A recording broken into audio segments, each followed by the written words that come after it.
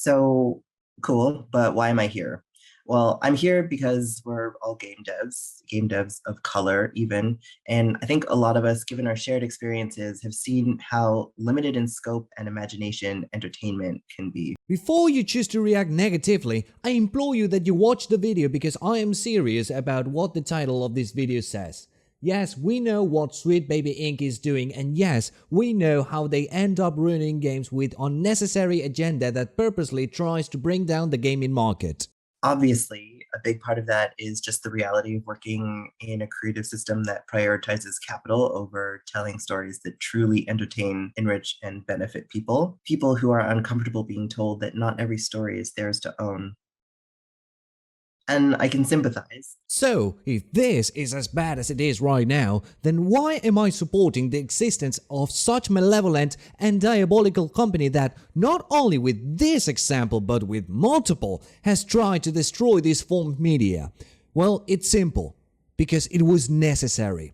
Don't get me wrong, I'm not saying I like the existence of mediocre games such as Suicide Squad, Concord, or to have its influence create even more rotten apples such as Forspoken or Assassin's Creed Shadows. My point is to understand that because of maniacal manipulating gaslighters such as these ones, the industry can finally start seeing changes that were necessary to begin with. We have seen how many shows have been victims of this unnecessary agenda of inclusion called tokenism, in which certain aspects of the story are changed to comfort the audience, when in reality all they're doing is manipulating the moral dilemma of the people without ever making a true change. That's why it's called tokenism. It's poorly executed inclusion for the sake of avoiding a negative outcome.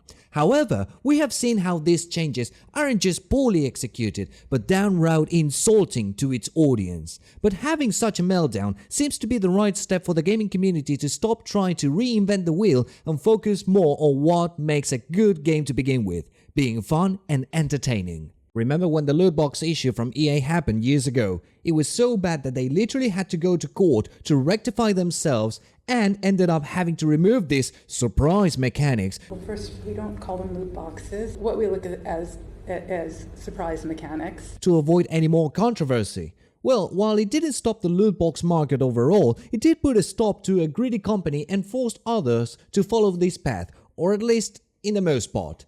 This incident of hiring a third-party group to review the inclusivity content of video games is just another learning curve for a market that has been declining over the years. Check my other video if you want to know more about this, but I'm warning you, it's my worst job yet and it's really boring. Anyway, while I do think that Sweet Baby Inc. is more unbearable than holding it in before going to the toilet after you have had a full meal at Taco Bell, the reception of these news couldn't be any more phenomenal. You see, while I do think that you can command a group of trolls to harass and boycott any product if you're evil and clever enough, it's really hard to assume this is the case when the numbers speak for themselves. People criticize Fortnite a lot, and yet millions still play it. People criticize Call of Duty, and millions still play it. Heck, even Minecraft was deemed by many as the most infantile and repetitive game, and yet it is considered nowadays as a monument for creativity and exploration, allowing other games like The Forest or Valheim to arise. So, even if there's a lot of backlash on social media for any game, people won't care if they still enjoy it. Numbers speak louder than words. Hence, when you end up in a Concord situation where not only is it poorly received by the audience, but your audience also happens to be nearly non-existent, you start thinking from a company perspective that perhaps hiring these people wasn't the brightest idea. And the actions of a massive company such as Sony, who has dominated the gaming market for years, end up affecting the decisions of thousands of companies as well. Do I think this is a great thing to happen? Yes. Companies were told constantly that these issues would lead them to massive losses and they refused to listen. If they can't listen with their ears, they will listen with their bank accounts.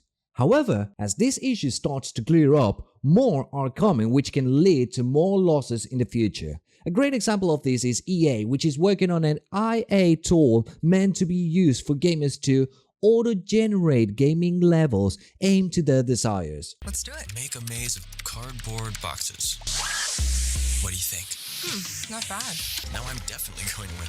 Add a rule that you can only die by grenade. Or, if you wanted to hear it in a non-comparative words, it goes like this.